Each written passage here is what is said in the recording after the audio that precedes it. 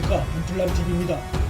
문재인 정권 내부에 와할 그림자가 어른거리고 있습니다. 행정청관 삐걱거림이 한계선을 넘어선 조짐이 여러 곳에서 나타나고 있습니다. 장관이 대통령을 치받고 여당 소속 의원들이 대통령을 치받는 현상들이 나타나고 있습니다. 홍남기 기획재정부 장관 겸 경제부총리가 국회에서 대통령이 반려했음에도 자신이 사직서를 낸 사실을 공개하고, 거기서 더 나아가 여당 국회의원이 부총리의 이 같은 사의 표명 공개 행태를 비판하자 참을 수 없었다고 반박하는가 하면, 대통령이 사표를 반려한 사실을 아느냐고 묻는 질문엔 후임자가 올 때까지 자리를 지키겠다며 대통령의 사의 반려를 공개적으로 거부하는 모습도 보였습니다. 홍 부총리가 그간 국민재난지원금 지급 범위와 추경 편성 규모, 부동산 정책 등을 놓고 현 정권 내부에서 갈등을 빚어왔다는 점에서 그의 이 같은 사의 공개 표명 행태는 대통령과 당에 대한 불만을 사실상 노골적으로 드러낸 것으로 안정된 국정 운영하에선 일어나기 힘든 일입니다. 문재인 정권 내부의 혼란상은 당청 간에도 나타나고 있습니다. 민주당 내부에서 내년 서울과 부산시장 후보 공천을 강행키로 하면서 대통령 문재인의 과거 행적을 도마 위에 올려놓고 비판하는 양상이 나타나고 있습니다. 민주당의 몇몇 최고위원들이 대통령 문재인이 과거 당대표 시절 역점적으로 추진했던 당 혁신안과 당원 조항을 헌법 위반으로 몰아붙이는 행태가 나타나고 있는 것입니다. 현재의 대통령과 직결되어 있는 당헌 조항을 직접 거론해 비판하면서까지 후보 공천을 강행하는 움직임은 당 차원에서 국민 앞에 머리 조아리며 당헌 수정을 밀어붙이는 것과는 결이 다른 행위입니다. 이는 한마디로 자신들 행위가 지금의 당의 책임이라기보다는 대통령의 과거 당대표 시절 잘못이 원인이란 주장인 것으로, 이 역시 대통령의 영향력이 분명히 살아있다면 일어나기 힘든 일입니다. 정권 말기를 맞아 문정권 내부에서 각자 도생하는 모습이 일어나고 있는 양상입니다.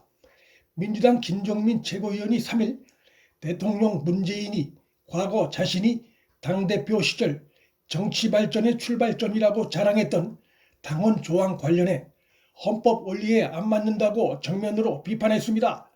약속을 뒤집고 내년 서울과 부산시장 재보궐선거에서 후보 내는 것을 합리화하기 위한 의도도 있었겠지만, 그 과정에서 당헌 조항이 만들어질 당시 대표였던 대통령 문재인 비판은 개의치 않는 모습입니다. 그는 그러면서 이 당헌이 유권자들의 기본적인 참정권 또는 정견을 실현할 수 있는 통로를 막아버린 측면에서 보면 상당히 문제가 있거나 검토가 되어야 될 조항이라며 거듭 강력 비판했습니다. 대통령 문재인이 임기 막바지가 아니었어도 이렇게 대놓고 비판하긴 어려웠을 것입니다. 같은 당의 신동근 최고위원도 당헌이 선거에 대한 입후보 자체를 막는 것은 당헌보다 우선시되는 헌법적 권리인 국민의 투표권, 선택권을 막는 것이라고 주장했습니다. 이는 전당원 투표라는 꼼수를 동원해 공당으로서 국민 앞에 한 약속을 헌시짝처럼 내팽개치는 무책임한 모습일 뿐만 아니라 대통령 문재인 비판까지 주저하지 않는 모습으로 그만큼 양대 시장 재보선과 대선을 앞두고 심상치 않게 나타나는 민심에 여당이 다급한 상황임을 보여주는 것이기도 합니다. 여론조사 기관 리서치뷰가 11월 2일 발표한 조사 내용에 따르면 대통령 문재인의 국정 지지도는 잘한다가 45%, 잘못한다가 50%로 나타나 여전히 국정 수행 부정평가가 긍정평가보다 높은 상황임이 확인되고 있고, 특히 내년 재보선이 치러지는 서울과 부산의 국정평가의 경우는 여권으로선 더욱 심각한 수준으로 드러났습니다.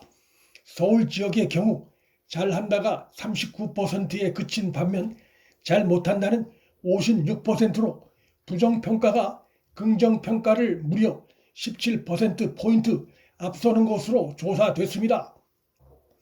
부산 지역도 국정 수행을 잘한다는 39%에 그쳤고 잘못한다가 56%로 서울 지역과 똑같은 결과로 부정평가가 긍정평가를 17%포인트 차로 앞서는 조사 결과가 나왔습니다. 이 정도 격차라면 지금 당장 선거를 치른다면 그 결과는 야당의 승리로 이어질 가능성이 높다고 전망할 수 있습니다. 대통령의 국정수행 평가라는 것이 정치 현안뿐만 아니라 부동산 등 경제 문제에 대한 국민이 생활에서 느끼는 국정 운영에 대한 냉정한 평가가 반영된 것이기 때문입니다. 여당으로선 내년 재보궐선거에 어두운 그림자가 드리워진 상황이라 할 수 있고, 이는 당에 대한 대통령의 영향력을 더욱 축소시키는 결과로 이어질 수 있어 정권 내부의 혼란은 더욱 가속화될 수 있습니다. 경제와 부동산 정책을 총괄하는 홍남기 경제부총리가 대통령이 사표를 반려했음에도 국회에 나와 사임 의사를 공개하고 이를 굽히지 않은 것도 현 정권의 주요 경제 정책이 실패했음을 시사하는 것이고, 이것이 서울과 부산 등 주요 도시에서의 국정 지지도 대추락으로 나타나는 것이라 할 수 있습니다. 포퓰리즘 정책과 코로나 전국으로 그간 위기를 덮어온 임기만을 맞은 문재인 정권의 경제의 그림자가 어른거리고 있습니다.